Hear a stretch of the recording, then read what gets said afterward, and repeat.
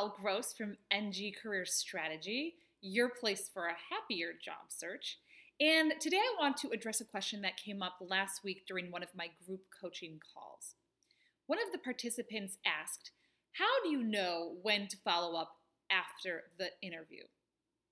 This is a great question. It's one I get all the time, and I'm going to answer it and preface it by saying that this is how you follow up at the end of every type of every type of interview, phone interview and in person.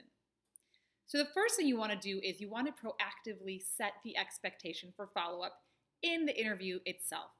And the way you can do this is through your very last question. You want to ask them, what are the next steps in terms of follow-up or a second interview?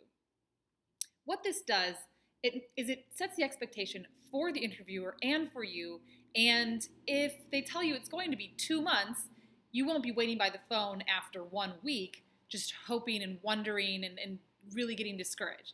So you'll have a very clear idea of when to expect a communication from the company. The second thing you want to do is you want to send a thank you note within 24 hours of your interview. This is extremely important because what it does is it will set you apart from the crowd in the event that no one else had the consideration to follow up with a thank you. It's also an opportunity for you to demonstrate further enthusiasm about the role, let them know you're interested, and finally, it's going to really speak to your manners and your character as an individual. The last thing you want to make sure you do is you want to follow up at the point in time when you had agreed with the hiring manager in the interview. And there's a couple ways you have to manage this in order to do this successfully. First, you don't want to be pushy. You also don't want to over-communicate. One email or phone call is enough.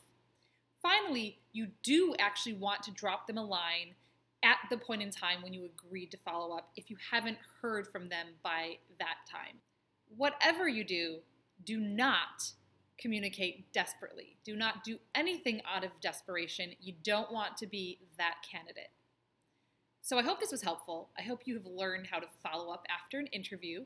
And if you would like to find more useful tips around interviewing, you can always subscribe to my YouTube channel via the link below. I would also invite you to come on over to my blog at www.ngcareerstrategy.com.